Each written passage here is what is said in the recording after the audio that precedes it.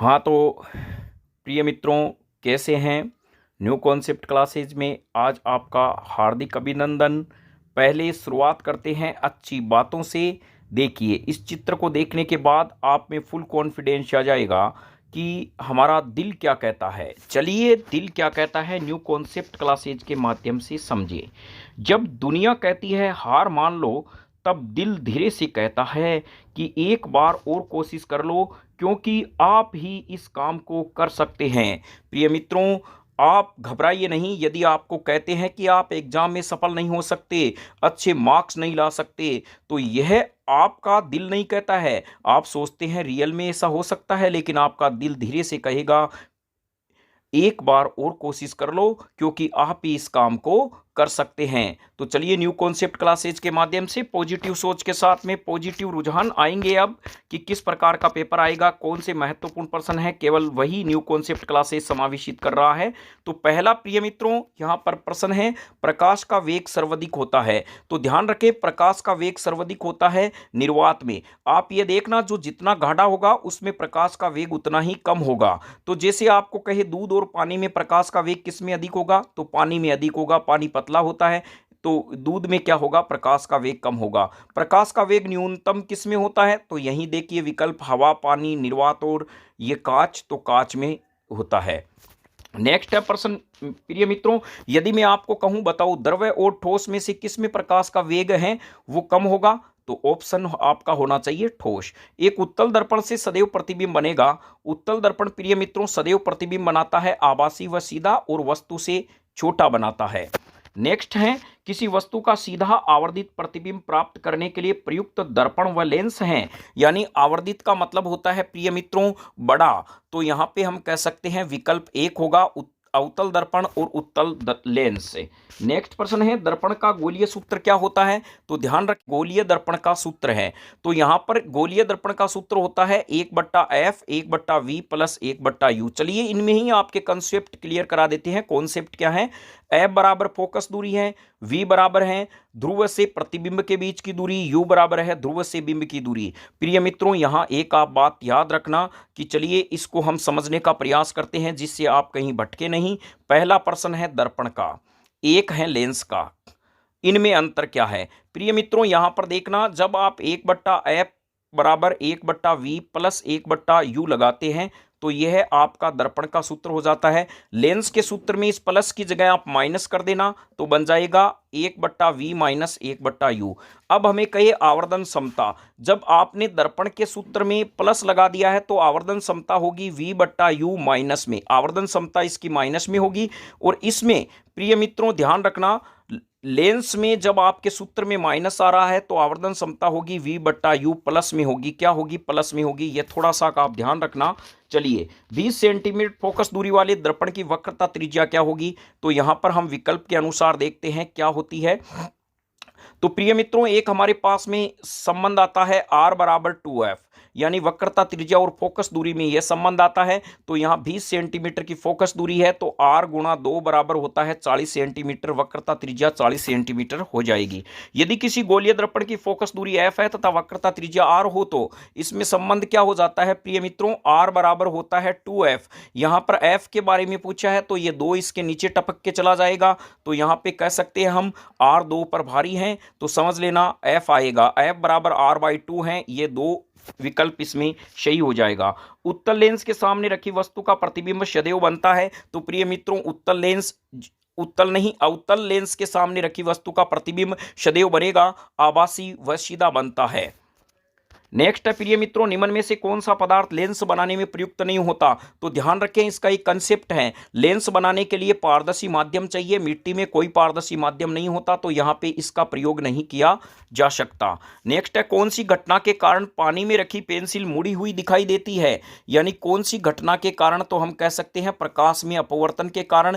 क्यों, क्योंकि प्रकाश के जो वेग होता है वो अलग अलग माध्यम में अलग अलग होता है। नेक्स्ट है, किसी शब्दकोश में पाई जाने वाले छोटे अक्षरों को पढ़ते समय आप निम्न में से कौन सा लेंस पसंद करेंगे? तो आप इन विकल्प में आंसर जरूर कमेंट में लिखें, यह प्रश्न। चलिए नेक्स्ट प्रश्न की ओर चलते हैं। मानव नेत्र में लेंस पाया जाता है, तो मानव नेत्र में प्रिय मित्रों लेंस पाया जाता है, उत्तल लेंस होता है। रेटिना पर प्रतिबिंब बनता है, रेटिना को दृष्टिपटल भी कहते हैं, उल्टा और वास्तविक बनता है और वस्तु से छोटा बनता है। निकट दृष्टि दोष के निवारण के लिए किस लेंस का प्रयोग होता है? प्रिय मित्रों यहां ध्यान रखना, एक अनिल शब्द आप याद रखना। निकट दृष्टि दोष में अवतल लेंस होता है, जबकि दूर दृष्टि दोष में उत्तल होता है। तो यहां विकल्प में पूछा गया है निकट दृष्टि, तो अवतल होगा। आंख का कौन सा भाग दान किया जाता है? तो प्रिय मित्रों आंख का एक भाग दान किया जाता है, कॉर्निया। और मैं आपको जनरल नॉलेज के लिए बता दूं, ये कॉर्निया ऐसा अंग है जब यानी शिशु जन्म लेता है और जब तक मरता है तब तक यही एक ऐसा भाग है जिसके आकार में कोई वृद्धि नहीं होती, वो है कॉर्निया। तारों का टिमटिमाना किस घटना पर है आधारित है? तो प्रिय मित्रों यह अपवर्तन के कारण होता है। नेक्स्ट है स्वस्थ नेत्र का निकटतम बिंदु होता है, प्रिय मित्रों यह होता है 25 सेंटीमीटर, और दूर वाला बिंदु होता है वो अनंत पे होता है। विकल्प में नंबर 1 होगा। आकाश का रंग नीला दिखाई देता है किस घटना के कारण? तो प्रिय मित्रों प्रकीर्णन के कारण होता है, यानी प्रकीर्णन के कारण आकाश का रंग नीला दिखाई देता है। यह टिंडल ने बताया था, इसी टिंडल प्रभाव भी कहा जाता है, लेकिन विकल्प में हमारे प्रकीर्णन एग्जैक्ट है। मानव नेत्र में लेंस की फोकस दूरी को समायोजित करना कहलाता है, तो दृक दृष्टि में यहां पर हम इसका विकल्प कर सकते हैं। चलिए नेक्स्ट है अभिनेत्र लेंस की फोकस दूरी में परिवर्तन किया जा सकता है, तो हम कह सकते हैं पक्षमाभि के द्वारा। किसके द्वारा प्रिय मित्रों? पक्षमाभि के द्वारा कर सकते हैं। मानव नेत्र के किस भाग पर प्रतिबिंब बनता है? तो यहां पर ध्यान रखें यह रेटिना, और जब हम उच्च कक्षा में जाते हैं रेटिना के पीत बिंदु पर बनता है। रेटिना पर बनने वाला प्रतिबिंब उल्टा होता है, वास्तविक होता है, वस्तु से छोटा होता है। किस प्रकाशीय घटना के कारण पानी में रखी पेंसिल मूडी दिखाई देती है? तो प्रिय मित्रों यह प्रश्न वापस रिपीट हो चुका है, यह है अपवर्तन के कारण। विद्युत धारा उत्पन्न करने की युक्ति है, प्रिय मित्रों विद्युत धारा उत्पन्न करने की युक्ति है, देखिए नाम ही बता रहा है जनित्र, यानी त्रय जन यानी जो उत्पन्न करे, तो यहां पे विद्युत धारा उत्पन्न करने की युक्ति हो जाएगी प्रिय मित्रों विद्युत जनित्र हो जाएगी। एक तांबे के एक आयताकार कुंडली किसी चुंबकीय क्षेत्र में घूर्णन गति कर रही है। इस कुंडली में प्रेरित विद्युत धारा की दिशा कितने परिभ्रमण के पश्चात परिवर्तन होती है? तो हम कह सकते हैं प्रिय मित्रों आधे परिभ्रमण के बाद में परिवर्तित होती है। विद्युत चुंबकीय प्रेरण की खोज किसने की थी? तो प्रिय मित्रों यहां पर माइकल फेराडे ने की थी। अधूरा नाम है, फेराडे दिया हुआ है, तो विकल्प सही है। यहां पर एक ध्यान रखें, ओरस्टेड ने तो बताया था जब किसी चालक तार में विद्युत धारा प्रवाहित करते हैं उसके चारों ओर चुंबकीय क्षेत्र उत्पन्न होता है। इसका मतलब यह है कि हम विद्युत धारा से चुंबक बना सकते हैं, और माइकल फेराडे ने यह कहा था चुंबक से हम विद्युत धारा का उत्पादन कर सकते हैं। यह न्यू कॉन्सेप्ट क्लासेज के माध्यम से आपके क्लास 10th के महत्वपूर्ण प्रश्नों का समावेश किया जा रहा है। अच्छे लगे कमेंट में भी जरूर लिखें और लाइक भी जरूर करें। विद्युत चुंबक बनाने के लिए किस पदार्थ का उपयोग होता है? प्रिय मित्रों विद्युत चुंबक बनाने के लिए नरम लोहे का प्रयोग होता है। क्यों? फिर है डायनेमो में कौन सी धारा प्राप्त होती है? तो प्रिय मित्रों यहां पर प्रत्यावर्ती धारा एसी व दिष्ट धारा डीसी दोनों ही प्राप्त होती है। क्यों होती है यह ध्यान रखें, क्योंकि प्रत्यावर्ती धारा किसे कहते हैं? ऐसी धारा जिसका मान समय के साथ में बदलता रहता है। हमारे घरों में जो विद्युत सप्लाई आती है वो प्रत्यावर्ती धारा है, और उसका मान है 50 हर्ट्ज का। आवर्ती इसकी 50 हर्ट्ज है, वोल्टेज 220 वोल्ट की होती है, यह भी ध्यान रखें। और दिष्ट धारा ऐसी धारा जिसका मान समय के साथ में परिवर्तित नहीं होता है। जितनी भी बैटरियों से इन्वर्टर से हम जो धारा प्राप्त करते हैं वो दिष्ट धारा है। अब आप खुद बताइए, आपके जो प्रिय मित्रों जो बाइक हैं या गाड़ी हैं उसके अंदर एक बैटरी लगी है, उससे जो है बाइक स्टार्ट होती है, वो कौन सी धारा है? आप खुद बताइए। चलिए नेक्स्ट हम कह सकते हैं विभक्त वलय का उपयोग किस उपकरण में किया जाता है? तो प्रिय मित्रों यहां विकल्प होगा विद्युत मोटर। विभक्त वलय इन्हें कहा जाता है, इनका काम होता है धारा की दिशा को परिवर्तन करना, जिसे दिक् परिवर्तक भी कहते हैं। वह उपकरण जो विद्युत ऊर्जा को यांत्रिक ऊर्जा में बदलता है प्रिय मित्रों, तो यहां पर हमारे पास में हो जाएगा विद्युत मोटर, इसका सिद्धांत हो जाएगा। चुंबकीय क्षेत्र की तीव्रता का मात्रक क्या होता है? चुंबकीय क्षेत्र की तीव्रता का मात्रक ओरस्टेड की याद में रखा गया था, तो इसका मात्रक ओरस्टेड होता है। विद्युन्मीय तार होता है प्रिय मित्रों, विद्युन्मीय तार होता है लाल रंग का होता है। कैसा होता है? लाल रंग का होता है। नेक्स्ट प्रश्न है प्रिय मित्रों, पश्चिम की ओर प्रक्षेपित कोई धनावेशित कण एल्फा कण, और ध्यान रखें एल्फा कण हीलियम के द्विधनात्मक जो हैं आवेशित कण होते हैं। एल्फा का संकेत इस प्रकार से होता है। और धनावेशित कण किसी चुंबकीय क्षेत्र में उत्तर की ओर विक्षेपित होते हैं तो चुंबकीय क्षेत्र की दिशा क्या होगी? तो प्रिय मित्रों यहाँ पर चुंबकीय क्षेत्र की दिशा ऊपरी मुखी होगी। रिक्त स्थानों में पूर्ति करने में प्रश्न है। विद्युत जनित्र यांत्रिक ऊर्जा को बदलते हैं। तो प्रिय मित्रों विद्युत जनित्र क्या करते हैं? यांत्रिक ऊर्जा को विद्युत ऊर्जा में बदलते हैं। विद्युत फ्यूज विद्युत धारा के उष्मीय प्रभाव पे कार्य करता है। उष्मीय प्रभाव आप जानते हैं, जब किसी चालक तार में विद्युत धारा दी जाती है तो संपूर्ण उष्मा विद्युत धारा की हानि उष्मा के रूप में होती है, उसे उष्मीय प्रभाव कहते हैं। और उष्मा की हानि का जो होगा हमारे पास में वो समीकरण होगा प्रिय मित्रों, उष्मा की हानि जो हमारे पास में है वो होगा डेल एच बराबर आई स्क्वायर आर टी। यह समीकरण है। इस पर पहले न्यूमेरिकल 2 नंबर का पूछा जा चुका है पिछली साल, तो इस बार इस पर कोई उम्मीद नहीं है। विद्युत शक्ति से संबंधित प्रश्न आने की ज्यादा संभावना है। विद्युत मोटर विद्युत धारा के चुंबकीय प्रभाव पर आधारित है। प्रिय मित्रों विद्युत मोटर विद्युत धारा के चुंबकीय प्रभाव पर कार्य करती है। फिर है नेक्स्ट है, राजस्थान के खेजड़ी ग्राम में खेजड़ी वृक्ष को बचाने के लिए किस महिला का बलिदान दिया गया था? तो प्रिय मित्रों यहाँ पर दिया गया था अमृता देवी बिश्नोई के नेतृत्व में यह हुआ था, जिसके बलिदान को पूरा राजस्थान भूल नहीं सकता। चिपको आंदोलन की शुरुआत कहाँ हुई थी? टिहरी गढ़वाल में चिपको आंदोलन की शुरुआत हुई थी। ये दोनों ही आंदोलन हैं वृक्ष बचाओ आंदोलन से संबंधित है।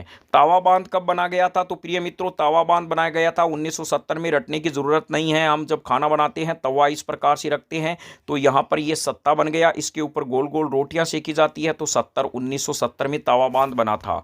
तो चलिए यहाँ नेक्स्ट लेते हैं, हिमाचल प्रदेश की प्राचीन परिवहन संरचना अथवा प्रणाली है। तो प्रिय मित्रों यहाँ विकल्प में हमारे पास में होगा कुल है। प्राकृतिक संसाधनों का उपयोग होना चाहिए। तो प्रिय मित्रों यहाँ पर प्राकृतिक संसाधनों का उपयोग विवेकपूर्ण होना चाहिए। इसका मतलब यह होता है कि प्राकृतिक संसाधनों का इस प्रकार से उपयोग करें कि इसका फायदा आने वाली पीढ़ी को भी मिल सके, इन्हें विवेकपूर्ण उपयोग कहा जाता है। गंगा सफाई योजना कब चली थी प्रिय मित्रों? तो हम कह सकते हैं गंगा सफाई योजना 1985 में प्रारंभ हुई थी। नेक्स्ट है, राजस्थान में जल संरक्षण की पुरानी पद्धति है खादीन है, यानी हम कह सकते हैं इसको खड़ीन भी कह सकते हैं। यह जैसलमेर में है, पालीवाली ब्राह्मणों के द्वारा खोदी गई थी, तो खड़ीन। जैव विविधता के क्षेत्र में विशिष्ट स्थल कौन से होते हैं प्रिय मित्रों? तो ये वन कहलाते हैं। जैव विविधता का अर्थ होता है किसी विशेष क्षेत्र में पाई जाने वाली विभिन्न प्रजातियों को जैव विविधता कहते हैं। और ये जैव विविधता करक रेखा और मकर रेखा दोनों के बीच में पाई जाती है, अर्थात उत्तर में 23.5 डिग्री और दक्षिण में 23.5 डिग्री अक्षांश के मध्य वाला भाग जैव विविधता सबसे अधिक होती है। इन्हें मेगा डाइवर्सिटी जोन भी कहा जाता है। किस नदी पर टिहरी बांध बनाया गया था? बिल्कुल इजी प्रश्न है प्रिय मित्रों, ये पिछली बार प्रश्न आ भी चुका है, गंगा नदी पर। प्राकृतिक संरक्षण के प्रमुख उद्देश्यों में से एक है, तो प्राकृतिक संरक्षण का प्रमुख उद्देश्य प्रिय मित्रों यह होता है वंशानुगत जैव विविधता का संरक्षण करना। कोयला और पेट्रोलियम में उपस्थित होते हैं, तो विकल्प 1 में कार्बन है, सल्फर है, कार्बन का प्रतीक C, सल्फर का S होता है, हाइड्रोजन का H होता है, N का Y। तो इसमें प्रिय मित्रों उपयुक्त सभी होंगे। जब पेट्रोलियम और कार्बन जलते हैं इन्हें जीवाश्म ईंधन कहते हैं। यह बहुत महत्वपूर्ण है। इस पार्ट में से यदि प्रश्न आएगा तो यही आएगा, जीवाश्म ईंधन के उदाहरण लिखो, एक ही नंबर का यह पार्ट है। तो चलिए, जब यह जलते हैं तो प्रिय मित्रों CO2 देते हैं, CO देते हैं, NO2 देते हैं, SO2 देते हैं, SO3 देते हैं। तो ये तमाम तत्व इसमें उपस्थित हैं, तो इसका मतलब विकल्प 4 हमारे पास में सही हो जाएगा। प्राकृतिक जल मार्गों पर कर्कट या छोटे पत्थरों से बने अवरोध को कहते हैं, तो यहां पर चेक डैम इनका क्या हो जाएगा प्रिय मित्रों? सही आंसर हो जाएगा। तो चलिए नेक्स्ट प्रश्न की ओर लेते हैं। पानी में कोलिफॉर्म जीवाणु की उपस्थिति क्या दर्शाती है? तो इसका मतलब है पानी प्रदूषित है और पीने योग्य नहीं है। और यह कोलिफॉर्म जीवाणु मानव की आंत में भी पाया जाता है। न्यू कॉन्सेप्ट क्लासेज का ये वीडियो आपको कैसा लग रहा है जरूर कमेंट में लिखें। आगे भी इनको शेयर करते रहें जिससे घर बैठे अनेक बच्चों को इसका फायदा मिल सके। नमामि गंगे कार्यक्रम का प्रमुख उद्देश्य क्या था? तो प्रिय मित्रों, नमामि गंगा कार्यक्रम नरेंद्र जी मोदी के द्वारा, भारतीय प्रधानमंत्री श्रीमान नरेंद्र जी मोदी के द्वारा चलाया गया था। इनका प्रमुख उद्देश्य प्रदूषण संरक्षण व गंगा नदी का संरक्षण था। सन 1931 में जोधपुर में खेजड़ी ग्राम में खेजड़ी वृक्ष को बचाने के लिए कितने लोगों का बलिदान हुआ प्रिय मित्रों? तो यहाँ पर जो साल में 365 दिन होते हैं उनमें से 2 को हटा देना, तो हम कह सकते हैं 363। तो यहाँ पर -2 करने पर 363 आ जाएगा। खेजड़ी आंदोलन है प्रिय मित्रों 1931 में हुआ, 1731 में हुआ था। ध्यान रखें 1731 में जोधपुर के खेजड़ी ग्राम में हुआ था। 5R सिद्धांत निम्न में से किससे संबंधित है? तो प्रिय मित्रों 5R सिद्धांत होता है संरक्षण से, पर्यावरण संरक्षण से, जिसका मतलब रिड्यूस, रिसाइकल होता है, रीयूज भी होता है, इनका रीपर्पज भी होता है। इस प्रकार इनके 5 नाम दिए गए हैं। भारत में वाटरमैन के नाम से जाने जाते हैं प्रिय मित्रों, तो वाटरमैन के नाम से राजेंद्र सिंह जाने जाते हैं, डॉक्टर राजेंद्र सिंह जाने जाते हैं। नमामि गंगा कार्यक्रम की शुरुआत कब हुई थी प्रिय मित्रों, तो जून 2014 में हुई थी। बहुत ही महत्वपूर्ण प्रश्न है। अपर्याप्त ऑक्सीजन की उपस्थिति में जीवाश्म ईंधन को जलाने पर कौन सी गैस निकलती है, तो आप देखते होंगे जब किसी हम ईंधन को जलाते हैं पर्याप्त मात्रा में ऑक्सीजन नहीं मिलती, धुआं ज्यादा निकलता है, तो कार्बन मोनोऑक्साइड उसमें होती है। नेक्स्ट है, निम्न में से ग्रीन हाउस गैस कौन सी है, तो ग्रीन हाउस गैस है प्रिय मित्रों, यहां पर हम कह सकते हैं carbon dioxide. Green house gas यानी यह गैस क्या करती है, पृथ्वी के तापमान को बढ़ा देती है, जिसे वैश्विक उष्णता भी कहते हैं और इसे ग्लोबल वार्मिंग भी कहा जाता है। तो चलिए नेक्स्ट हम प्रश्न की ओर बढ़ते हैं। पारिस्थितिकी तंत्र में कौन से घटक शामिल हैं, तो पारिस्थितिकी तंत्र 2 घटकों से मिलकर बनता है, एक जैविक और एक अजैविक घटक। जैविक घटक होते हैं जो जीव जंतु व पेड़ पौधे आते हैं जिनमें जीव होता है। अजैविक घटक होते हैं निर्जीव घटक, जैसे हम कह सकते हैं तापमान, मृदा, वायु, जल, वो अजैविक घटक है। आहार श्रृंखला का प्रथम पोषी स्तर होता है प्रिय मित्रों उत्पादक होते हैं। उत्पादक क्या करते हैं, प्रकाश ऊर्जा को सीधा ग्रहण करते हैं और भोजन का निर्माण करते हैं, ये स्वयं पोषी होते हैं। तो इसमें हरे पेड़ पौधे व नीले हरे शैवाल इसका एग्जाम्पल हो जाएंगे। स्वपोषी सौर ऊर्जा में निहित ऊर्जा को ग्रहण करके कौन सी ऊर्जा में बदलते हैं, तो प्रिय मित्रों यहां पर ऑप्शन विकल्प हमारा 2 हो जाएगा, रासायनिक ऊर्जा। देखिए यहां पर तमाम प्रश्नों को हम नहीं बताकर न्यू कॉन्सेप्ट क्लासेज यही चाहता है, एग्जाम के दिन कम है तो कम समय में आप ज्यादा मार्क्स लेके आ जाइए, फालतू पंचायती में कुछ भी नहीं पड़ा है। तो चलिए, आहार श्रृंखला में एक पोषी स्तर से दूसरे पोषी स्तर में कितनी ऊर्जा जाती है, रूपांतरित होती है प्रिय मित्रों 10%। इसे 10% का नियम भी कहा जाता है। आहार श्रृंखला में किस प्रकार की आहार श्रृंखला को उत्तम माना जाता है, तो हम कहेंगे जितनी आहार श्रृंखला जटिल होगी जैव विविधता उतनी ही ज्यादा रहेगी। तो यहां पर हम कहेंगे शाकान्वित आहार श्रृंखला इसका उदाहरण है। एक स्थलीय पारितंत्र में हरे पौधे पत्तियों द्वारा प्राप्त होने वाली सौर ऊर्जा का कितना प्रतिशत भाग खाद्य ऊर्जा में परिवर्तित करते हैं, तो ध्यान रखें यहां पर 1% का यह आ जाएगा, 1% ऊर्जा को ही खाद्य ऊर्जा में परिवर्तित करते हैं। खाद्य जाल में ऊर्जा का प्रवाह किस प्रकार से होता है, बहुत ही महत्वपूर्ण है। ऊर्जा का पिरामिड प्रिय मित्रों एक तो सीधा होता है, क्या होता है, ऊर्जा का पिरामिड सदैव सीधा होता है। ऊर्जा का प्रवाह एक दिशीय होता है। ऊर्जा का प्रवाह एक पोषी स्तर से दूसरी पोषी स्तर में जाने पर ऊर्जा के मान में 10% की कमी आती है, यह ध्यान रखें। ऊर्जा का पिरामिड सदैव सीधा होता है। नेक्स्ट है, निम्न में से आहार श्रृंखला का निर्माण कौन करते हैं प्रिय मित्रों, तो यहां आहार श्रृंखला का निर्माण करने वाले जीव होंगे सबसे पहले उत्पादक। यह उत्पादक प्रकाश संश्लेषी होते हैं, इनको खाते हैं शाकाहारी, यानी वे जीव जो हरे पेड़ पौधे व उनके उत्पाद को खाते हैं। शाकाहारी, मांसाहारी जो मांस का भक्षण करते हैं अपघटक। यह महत्वपूर्ण है प्रिय मित्रों, यह पर्यावरण के मित्र कहलाते हैं। ये मर्त जीवों से अपना भोजन ग्रहण करते हैं। अपघटक होते हैं कवक व जीवाणु, ध्यान रखें कवक व जीवाणु इनमें आते हैं, सूक्ष्म जीव के अंतर्गत इसको सम्मिलित किया गया है। नेक्स्ट, उपभोक्ता को मुख्यतया कितने भागों में बांटा गया है प्रिय मित्रों, उपभोक्ता 3 प्रकार के होते हैं, शाकाहारी, मांसाहारी और सर्वाहारी। हरे पौधे प्रकाश की उपस्थिति में आहार बनाने में कौन सी गैस का इस्तेमाल करते हैं, तो प्रिय मित्रों यहां पर कार्बन डाइऑक्साइड गैस का उपयोग करते हैं। ध्यान रखें CFC गैस होती है, इसे क्लोरोफ्लोरोकार्बन कहते हैं, क्लोरोफ्लोरोकार्बन, और इसको फ्रियोन भी कहते हैं। यह ओजोन परत को नष्ट करती है। ओजोन परत समताप मंडल में पाई जाती है। ओजोन का सूत्र O3 होता है, यह नीले रंग की होती है, इसकी गंध मछली के समान होती है। ओजोन परत सूर्य से आने वाली पराबैंगनी विकिरणों को अवशोषित करती है, पहला काम ये। दूसरा काम है ये जल में उपस्थित जीवाणुओं को, कीटाणुओं को मारने का भी कार्य करती है। ऊर्जा का पिरामिड होता है, वेरी वेरी इंपॉर्टेंट पर्सन है प्रिय मित्रों, सदैव सीधा होता है। ओजोन के एक अणु में ऑक्सीजन के कितने परमाणु होते हैं, अभी मैंने बताया था प्रिय मित्रों। ओजोन का यदि हम सूत्र देखें तो ओजोन का सूत्र जो होता है वो O3 होता है, तो हम कह सकते हैं 3 परमाणु होते हैं। चलिए नेक्स्ट प्रश्न है, पवनों का देश किस देश को कहा जाता है, फ्रीलैंड को कहा जाता है। जहां पर लैंड शब्द आ जाता है वो सामान्यतया यूरोप के देश होते हैं, जैसे इंग्लैंड है, हॉलैंड है, फ्रीलैंड है, ग्रीनलैंड है, इस प्रकार से। लेकिन न्यूजीलैंड इसका अपवाद है, यह है यानी ऑस्ट्रेलिया महाद्वीप में आता है। पवन ऊर्जा उत्पादन के लिए पवन का अनुकूलन वेग क्या होगा, तो प्रिय मित्रों हम कह सकते हैं यहां पर 15 होगा। देखिए पवन ऊर्जा में कितने अंश है, 5 है। पवन अकेली बहती है तो 15 किलोमीटर प्रति घंटा, यह ध्यान रखें। जैव ऊर्जा जैव मात्रा ऊर्जा के स्रोत का उदाहरण नहीं है, तो जैव मात्रा ऊर्जा का स्रोत का उदाहरण नहीं है प्रिय मित्रों। यहाँ पर हम कह सकते हैं नाभिकीय ऊर्जा। प्राचीन काल में उसमें ऊर्जा का सबसे अधिक सामान्य स्रोत क्या था, तो यहाँ पर हम कह सकते हैं लकड़ी का प्रयोग मानव सबसे ज्यादा करता था, तो लकड़ी। हाइड्रोजन बम कौन सी अभिक्रिया पर आधारित है, नाभिकीय संलयन पे। यानी इसमें दो छोटे छोटे तत्व जुड़कर एक जो है वो बड़े अणु का निर्माण करते हैं, तो हम इसे कह सकते हैं ये नाभिकीय संलयन का उदाहरण है। प्रिय मित्रों नेक्स्ट है सौर ऊर्जा स्थिरांक का मान कितना होता है, तो यहाँ विकल्प में 1.6 हो जाएगा। सौर स्थिरांक का मान कितना हो जाएगा, 1.6 हो जाएगा। तो देखिए पवन ऊर्जा का मान, पवन ऊर्जा में 5 अंशांश हैं तो 5 लगा दिया, एक सौर स्थिरांक में 6 हैं तो एक 1.6। बायोगैस का मुख्य घटक है प्रिय मित्रों, बायोगैस का मुख्य घटक मीथेन होता है जिसका सूत्र CH4 होता है, और इस गैस को उच्च दाब और निम्न ताप पर संपीड़ित करने पर यह संपीड़ित प्राकृतिक गैस प्राप्त होती है जिसे CNG कहते हैं। नाभिकीय ऊर्जा किससे प्राप्त नहीं की जा सकती प्रिय मित्रों, यह सभी F ब्लॉक के तत्व हैं। लेंथेनाइड जो हमारे पास में एक्टिनोइड जो श्रेणी होती है उसके ये सदस्य हैं, यूरेनियम, प्लूटोनियम, थोरियम, तो सोडियम से प्राप्त नहीं की जा सकती। सौर ऊर्जा कुकर के किस दर्पण द्वारा प्रयुक्त होती है, तो प्रिय मित्रों यहाँ पर अवतल दर्पण से होती है। ध्यान रखें अवतल ऐसा दर्पण है जो आने वाली सूर्य की किरणों को एक बिंदु पर अभिसारित करता है।